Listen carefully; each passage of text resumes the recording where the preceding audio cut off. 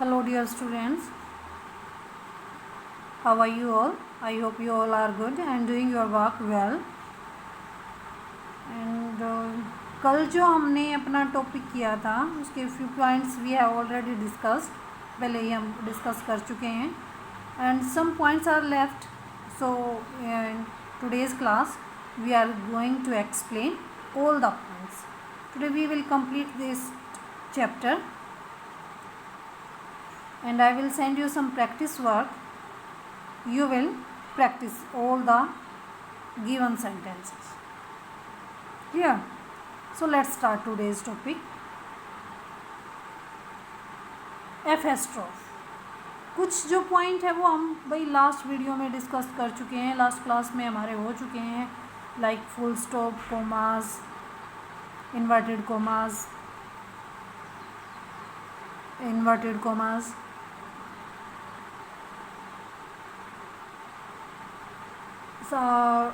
Interrogative sign, ये हम कर चुके हैं.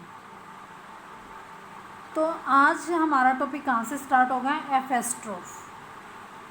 ये जो कोमा आप देख रहे हैं दैट इज़ कॉल्ड एपोस्ट्रोफ. भाई इसका यूज़ हम पॉजेसिव केस बनाने के लिए यूज़ करते हैं. भाई पॉजेसिव केस क्या होता है? Show the relationship you can से. भाई नाउन के जो लास्ट में इसको पुट करते हैं लाइक दैट और यस लगा देते हैं. ये हमें सेंस देगा का, के, की. क्लियर है?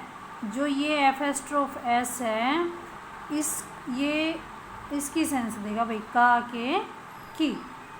Shyam's house. I saw Ram's book lying on Sohan's table. भाई मैंने देखा राम की बुक सोहन की टेबल के ऊपर थी. क्लियर है? किसकी सेंस देगा ये? का, के, की. भाई जब हम सिंगुलर की बात करेंगे,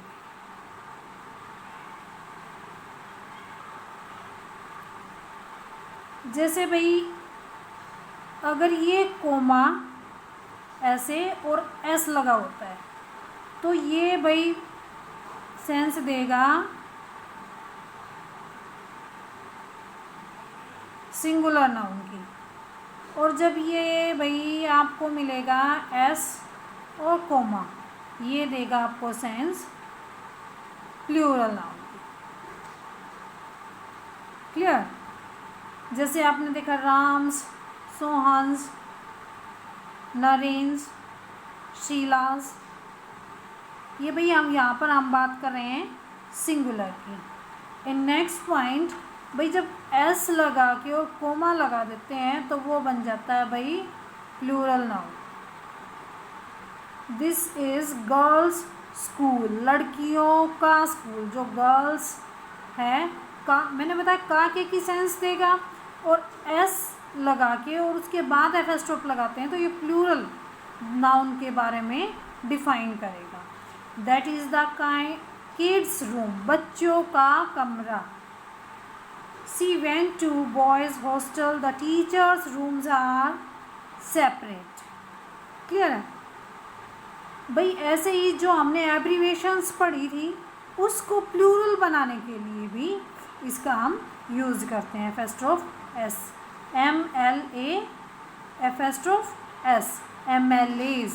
ये प्लूरल बन जाता है MP apostrophe S. The threes. भाई यहाँ पर क्या है? तीनों. प्लूरल सेंस दे रहा है भाई. किसी अक्षर के साथ भी मतलब एपोस्ट्रोफ, भाई इसको शॉर्ट फॉर्म में बनाने के लिए वैसे तो हम क्या लिखते हैं? Do not. लेकिन अगर हम ऐसे फॉर्म में इसका यूज़ करते हैं तो ये बन जाएगा don't, wouldn't, didn't, that's. Clear है? तो इसका यूज़ हम करते हैं शॉर्ट फॉर्म बनाने के लिए भी. इसके बाद your next point is sine of exclamation. भाई साइन ऑफ एक्सक्लामेशन का यूज़ हम कहाँ करते हैं? जब चाहे वो खुशी की बात हो, चाहे दुख की बात हो, या किसी चीज़ को देख के हम सरप्राइज हैं, तो जो भी हमारे अंदर से जो हम सडन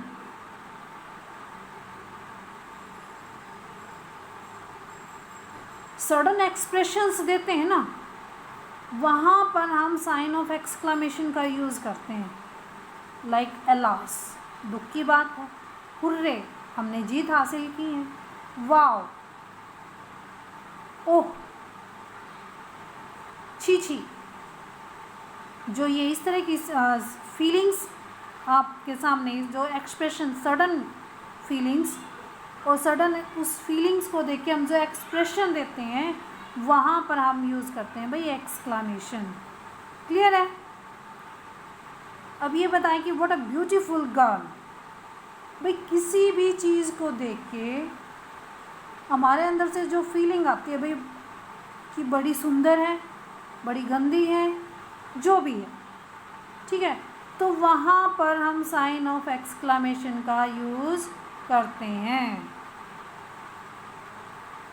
जब हम किसी को ब्लेस करते हैं, ब्लेसिंग्स देते हैं, आशीर्वाद देते हैं, may you live long, may you stand fast, इस तरह की सिचुएशन में भी हम साइन ऑफ एक्सक्लेमेशन का यूज़ करते हैं। Next point is semicolon. भाई सेमीकोलन क्या होता है? भाई कोमा हमने क्या पढ़ा था? एक शॉर्ट पॉज, कि भाई फुल स्टॉप तो हो गया भाई कंप्लीट पॉज, कोमा होगा भाई शॉर्ट पॉज। लेकिन अब सेमीकोलन क्या बता रहा है? The semicolon is a pause longer than comma. भाई कोमा से तो हम ज़्यादा टाइम तक रुकेंगे, but shorter than the full stop, लेकिन फुल स्टॉप से हम कम टाइम लेंगे। भाई फुल स्टॉप के बाद तो हम क्या करते हैं भाई, अपनी बात को कंप्लीट कर देते हैं और उसके बाद हमारी जो है नई दूसरी बात शुरू होती है, ठीक है। लेकिन कोमा के अंदर हमने क्या पढ़ा था?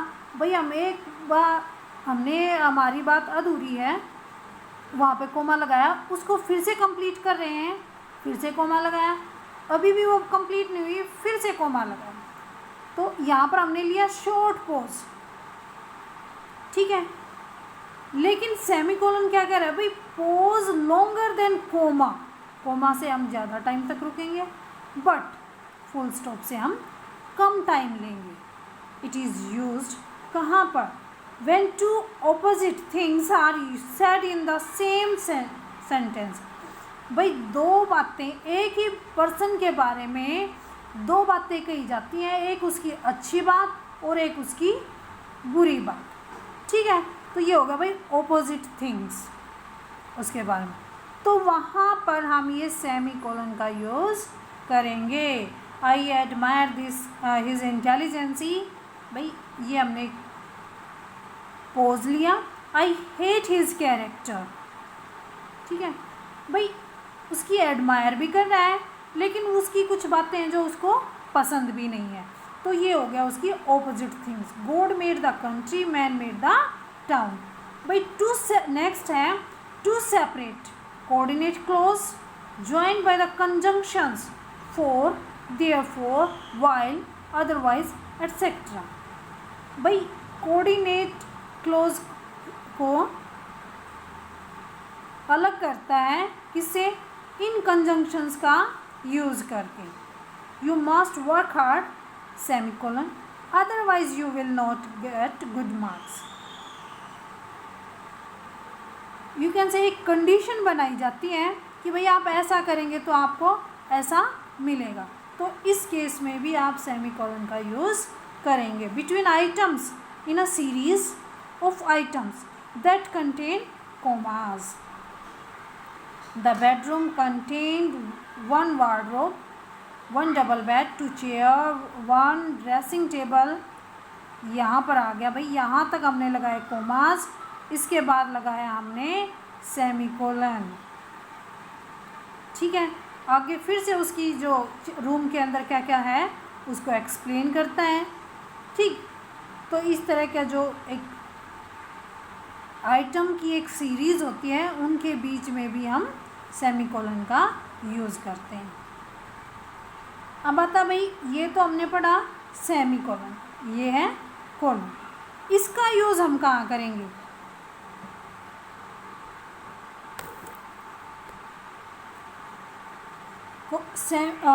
Colon is use to introduce a quotation.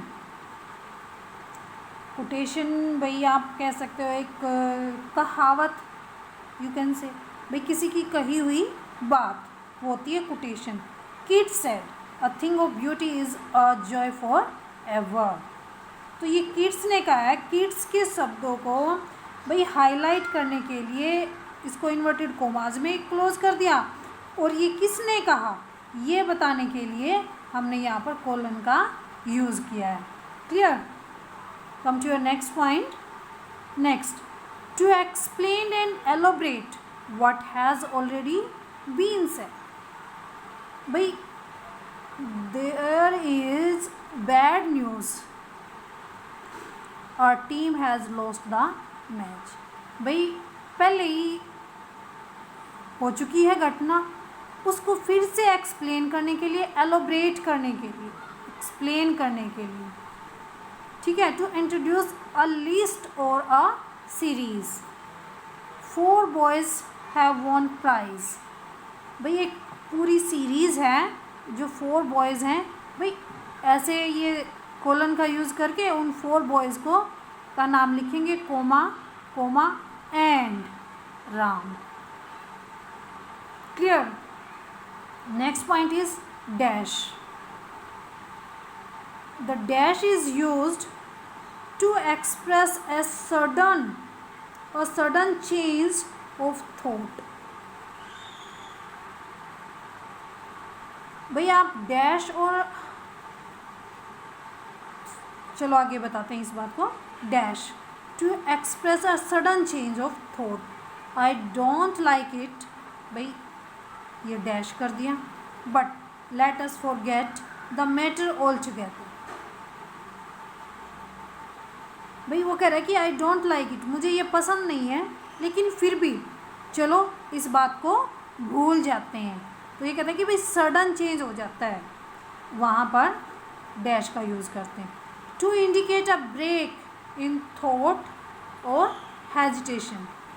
भाई जैसे भाई मैं कुछ बोलना चाह रही हूँ और मैं एक शॉर्ट पोज लेती हूँ, एक गैप करती हूँ, गैप फिल, एक तरह से फिलर हो गया ये। आई उसी वर्ड को फिर से रिपीट करती हूँ, I don't accept this change. ठीक है, तो जब ऐसे उसी बात को एक ब्रेक के साथ बोला जाए, कंप्लीट किया जाए, तो यहाँ पर ये डैश आ जाता है। To act as a bracket, drinking of wine. भाई जैसे हम ब्रैकेट में बना देते हैं ना कि भाई drinking of wine, we all know it is curse, has spoiled the lives of countless people, has spoiled the lives of countless people। भाई एक ब्रैकेट का, भाई इसको हम ऐसे भी लिख सकते हैं, ड्रिंकिंग ऑफ वाइन ब्रैकेट, और इसको उन सारे के सारे जो इसके मिस यूजेस हैं उसको एक ब्रैकेट में बंद कर दें। हाइफन, भाई हाइफन और डैश में डिफरेंस होता है। भाई डैश साइज़ में थोड़ा बड़ा होता है और हाइफन जो वो साइज़ में छोटा होता है। Hyphen is a shorter horizontal line than the dash. ये इसने भी बता दिया है कि भाई डैश जो है हाइफन से बड़ा होता है। ठीक है, it is use to join the parts of compound words,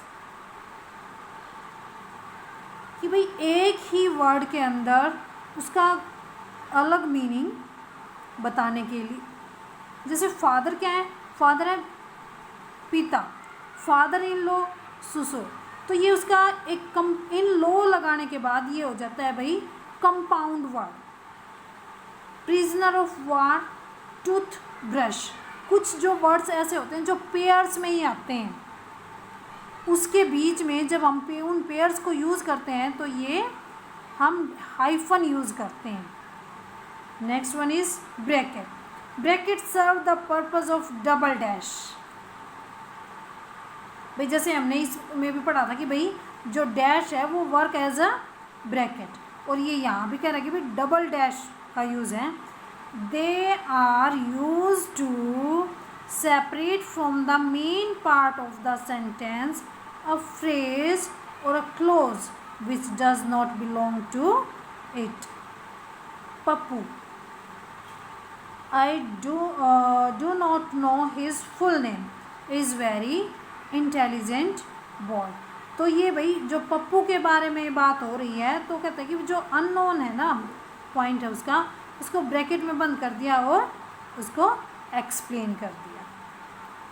ठीक है कि भाई they are use to separate from the main part of the sentence.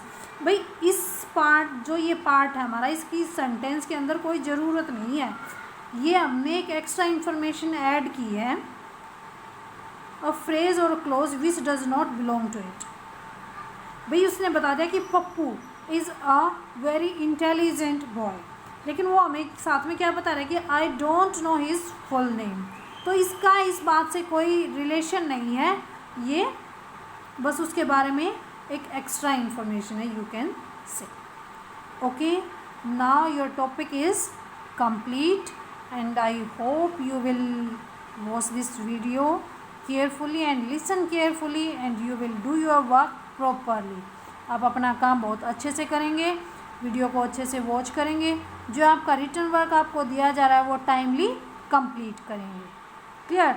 कुछ प्रैक्टिस वर्क आपको भेजे जाएंगे, वो आप अपनी फेयर नोटबुक में भी राइट करेंगे. रूल्स और जो मैंने बताया है, जो भी आपको ये लगे कि ये बात भी हमें लिख लेनी चाहिए, वो भी आप राइट डाउन करेंगे. Okay, thank you.